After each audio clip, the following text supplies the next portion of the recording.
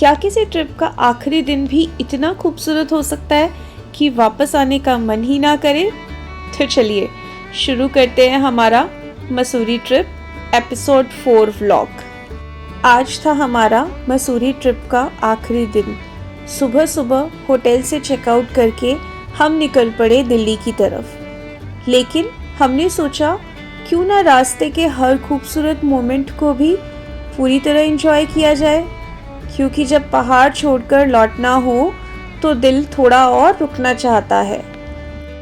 तो हमारा पहला डेस्टिनेशन था भट्टा फॉल्स।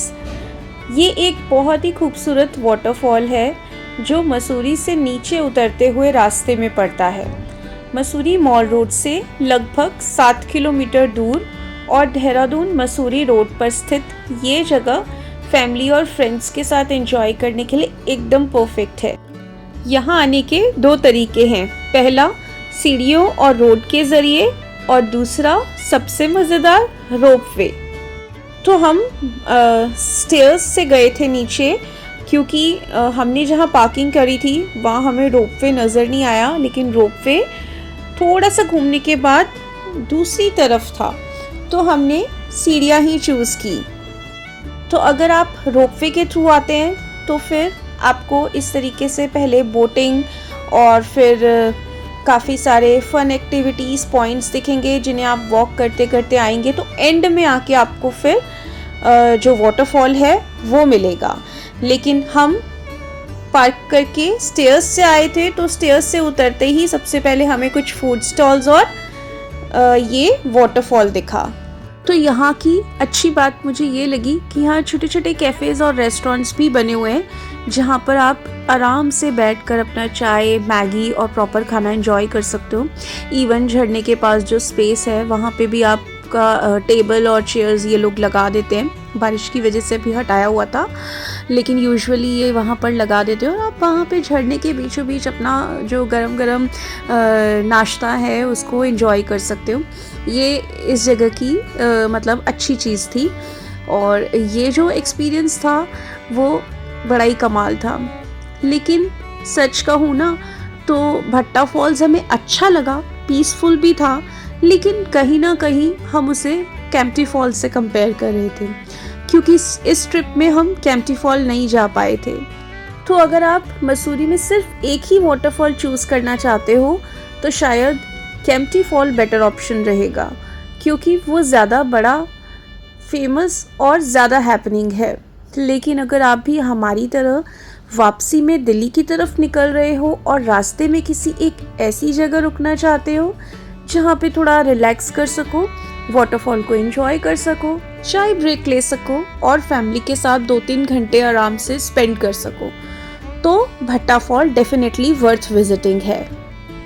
यहाँ का मौसम, आसपास की vibes, ropeway ride, gaming zone और नेचर व्यू सफ़र के बीच एक बहुत अच्छा रिफ्रेशिंग ब्रेक देते हैं। तो वाटरफॉल के पास थोड़ा सा टाइम स्पेंड करने के बाद हम आगे की तरफ बढ़े, और फिर एक एंट्री पॉइंट था जिसका टिकट अराउंड 200 रुपीज़ था। अगर आप रोपवे के थ्रू आते हैं तो वो टिकट इसमें इंक्लूडेड होता है।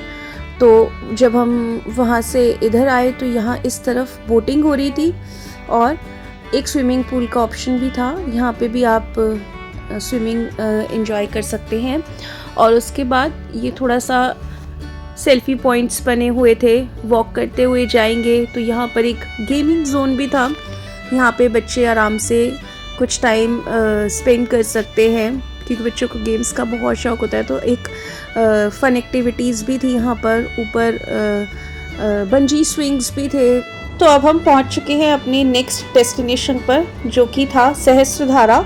और बारिश की वजह से यहाँ पानी थोड़ा मडी था और वाटर फ्लो भी काफ़ी ज़्यादा था, इसलिए हमने पानी में उतरने की बजाय वहीं बैठकर मौसम को फील किया। पहले इस पुल के पास खड़े रहे और पानी देखते रहे कि फ़्लो तो बहुत ज़्यादा है, और फिर उसके बाद हम दूसरी साइड चले गए जहाँ पर काफ़ी शॉप्स बनी हुई थी। तो हमने भी अपने लिए चाय ऑर्डर करी और उसके बाद बस हाथ में गर्मा गर्म चाय और पहाड़ों की ठंडी हवा। कभी कभी ट्रैवल सिर्फ घूमना नहीं होता, कुछ पल बस जी लेना भी काफ़ी होता है। यहाँ बैठकर आधा घंटा कब निकल गया पता ही नहीं चला। थोड़ी गपशप की हमने, कुछ चटर-पुटर सा स्नैक्स खाया और फिर बस यहाँ से निकल पड़े। तो अब हमें सिर्फ दिल्ली के लिए निकलना था और काफ़ी देर ट्रैवल करने के बाद हाईवे आते रहे और बीच में कोई बस एक चाय ब्रेक के लिए हम रुके थे शायद से, और उसके बाद सीधा हमने रात को ब्रेक लिया डिनर करने के लिए। तो ये बहुत ही अच्छा एक ढाबा था जिसका खाना बहुत ही टेस्टी था। तो अगर आप भी दिल्ली से मसूरी या उत्तराखंड रोड ट्रिप पर प्लान कर रहे हो और रास्ते में ये ढाबा पड़े ना, तो यहाँ का खाना ज़रूर ट्राई करना। इनका एम्बियंस भी काफ़ी अच्छा था, खाना फ्रेश और टेस्टी था, और लंबे सफ़र के बाद बस ये जगह एक परफेक्ट रिलैक्सिंग स्टॉप लगी। तो ये इस ट्रिप का लास्ट स्टॉप था और मैंने मसूरी के काफ़ी सारे व्लॉग्स बनाए, क्योंकि मैं ऑलमोस्ट हर साल पहुंच जाती हूँ एक बार तो मसूरी, और हर बार मैंने डिफरेंट लोकेशंस कवर की हैं जिनके सेपरेट व्लॉग्स और एक प्लेलिस्ट है, वो आप ज़रूर से चेक कर सकते हैं। और ये इस सीरीज़ का लास्ट एपिसोड था। बाकी के 3 एपिसोड भी आपको डिस्क्रिप्शन बॉक्स में लिंक मिल जाएंगे, वो ज़रूर चेक कीजिएगा। आप मुझे इंस्टाग्राम पे भी फॉलो कीजिएगा। मेरा इंस्टाग्राम हैंडल है ग्लिम्स ऑफ हैप्पीनेस 2020। वहाँ भी मैं काफ़ी इंटरेस्टिंग रील्स डालती हूँ, वो ज़रूर चेकआउट कीजिएगा।